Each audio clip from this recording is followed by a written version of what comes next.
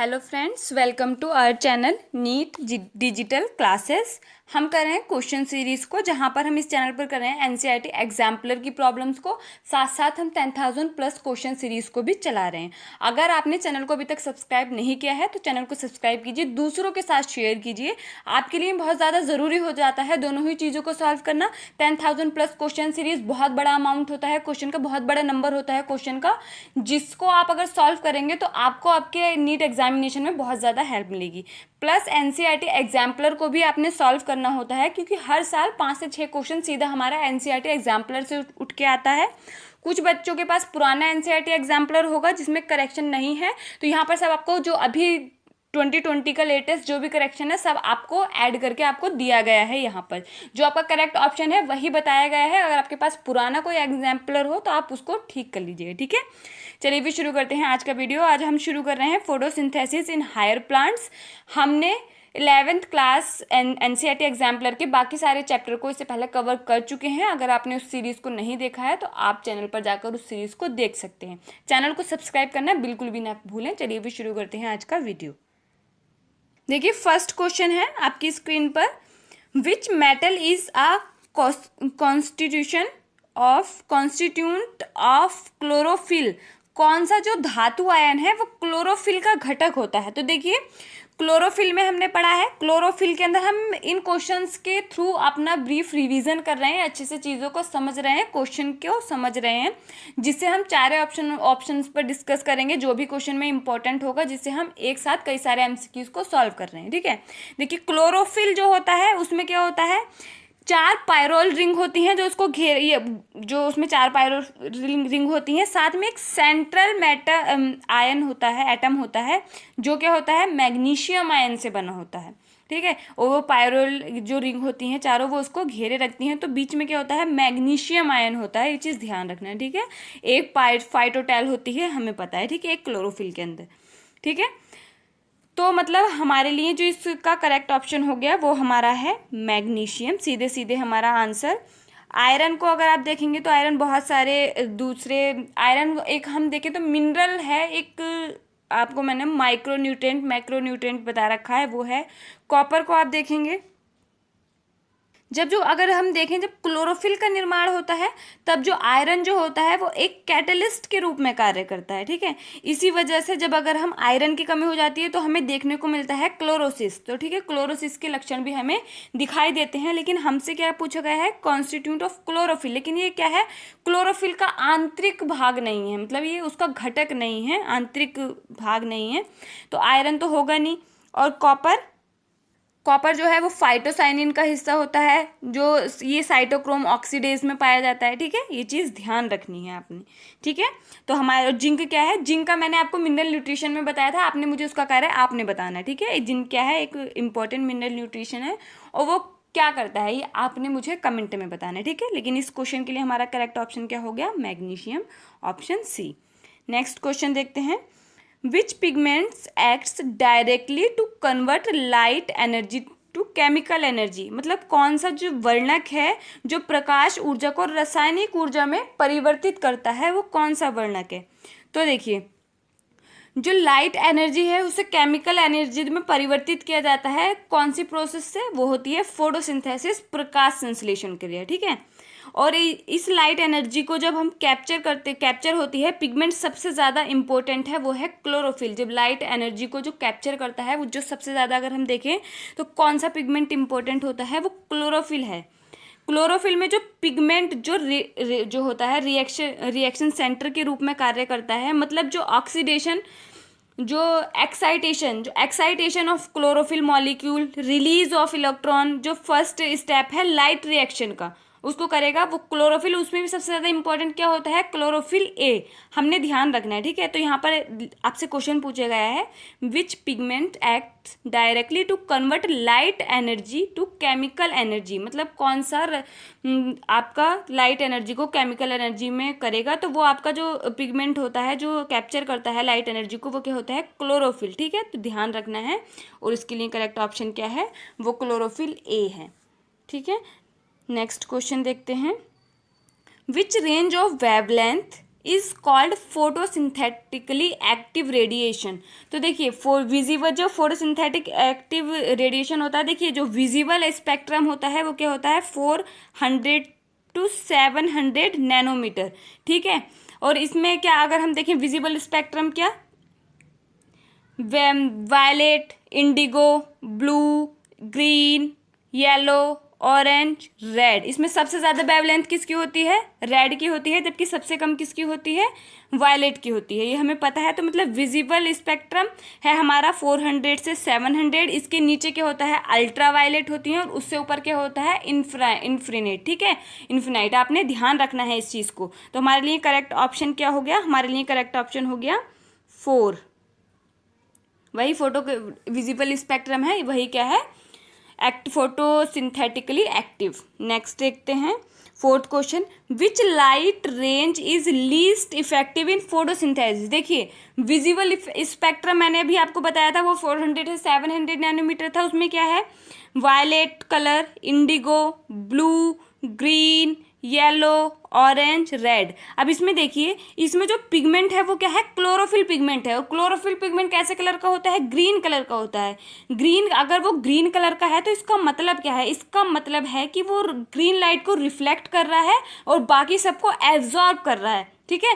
अगर वो green colour का दिख रहा है, हमें ग्रीन कलर का दिखाई दे रहा है, तो मतलब वो ग्रीन कलर को रिफ्लेक्ट कर रहा है और बाकी सबको एब्जॉर्ब कर रहा है। और जिसको वो रिफ्लेक्ट करेगा उसको कैसे अपने पास रख लेगा, कैसे, तो फिर इसके लिए करेक्ट ऑप्शन क्या हो जाएगा, ग्रीन हो जाएगा।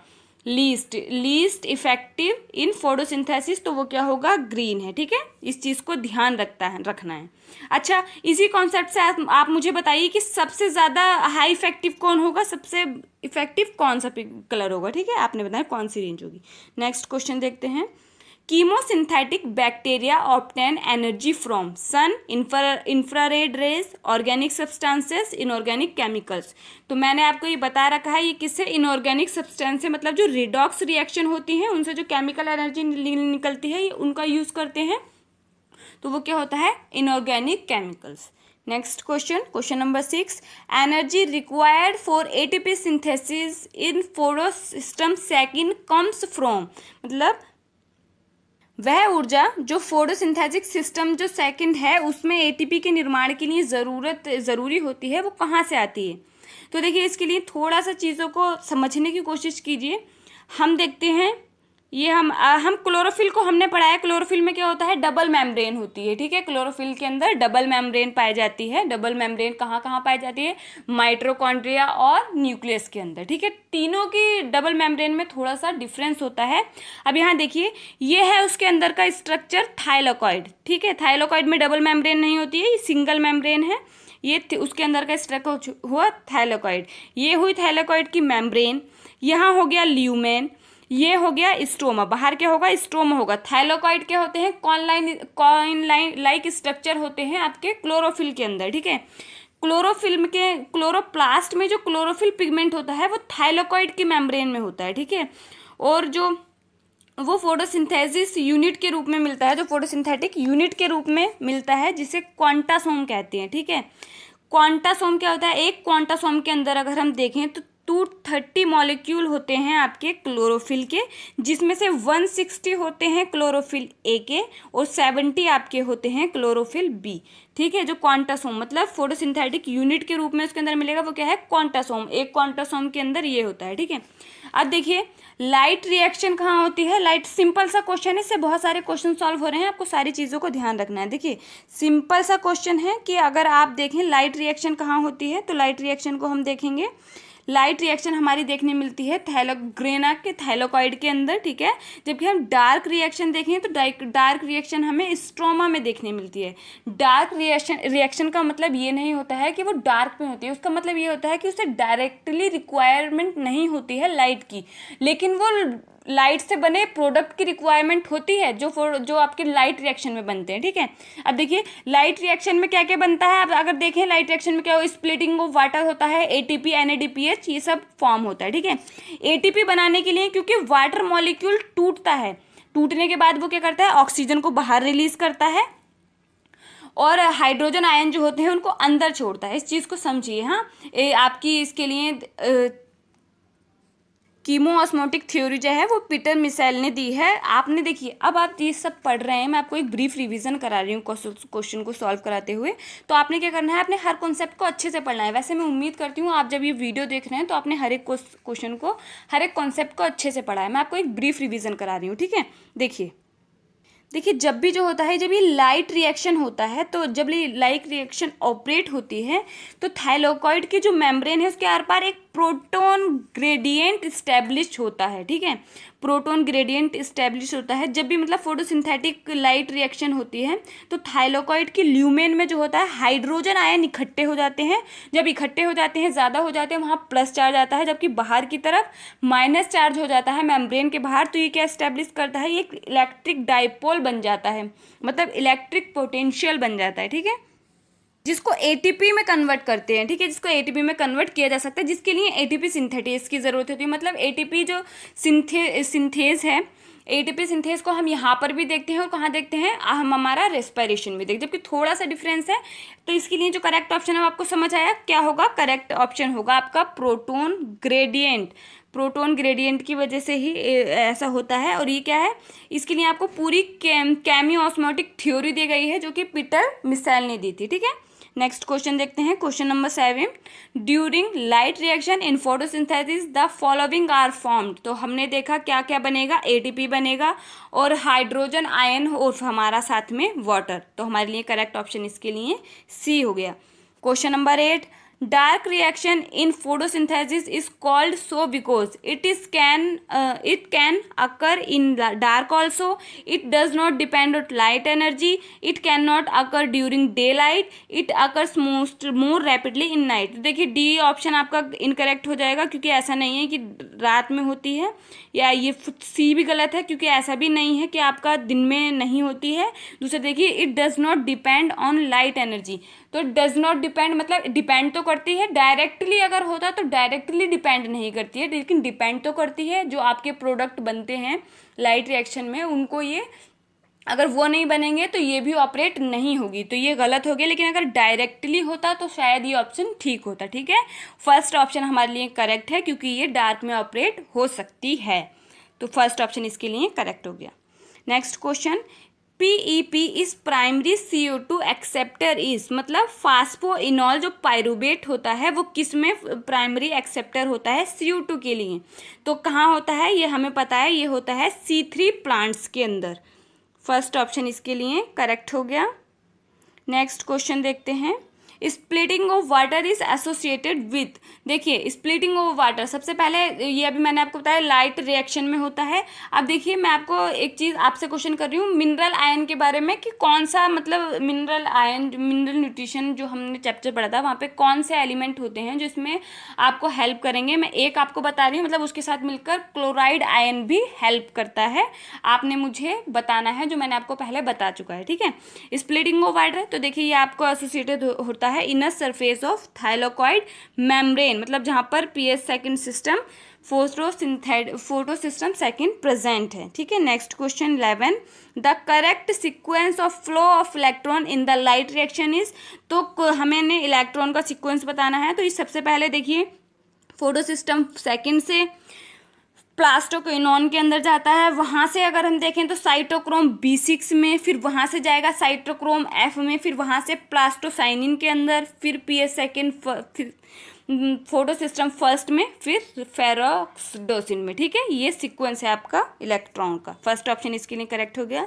Next question, the enzyme that is not found in C3 plant. तो जो एंजाइम मतलब जो C4 का प्लांट होगा वो आपको C3 में देखने के लिए नहीं मिलेगा। वो क्या है आपका सेकंड PEP कार्बोक्सिलेज, जिसको हम PEP केस भी कहते हैं, पैप केस भी कहते हैं, ठीक है। नेक्स्ट क्वेश्चन देखते हैं, question number 13, the reaction that is responsible for the primary fixation of the CO2 is catalysed by. तो इसके लिए जो आपका करेक्ट ऑप्शन है वो है सी, रूबिस्को आपका जो होता है। इसके आपने RUBP की आपने मुझे फुल फॉर्म बतानी है, ठीक है। यहाँ पर आपको ऑक्सीडेज नहीं दे रखा है, carboxylase and PEP carboxylase, third option इसके लिए आपका करेक्ट हो गया। ठीक है, ये थे हमारे आज के इंपॉर्टेंट क्वेश्चन। मैंने आपको बहुत अच्छे से आपके कॉन्सेप्ट समझाने की कोशिश की, उम्मीद करती हूँ आपको समझ आया है। हम मिलते हैं हमारे नेक्स्ट वीडियो में। चैनल को सब्सक्राइब करना और दूसरों के साथ शेयर करना बिल्कुल ना भूलें। वीडियो को लाइक भी करके जाएं। Thank you.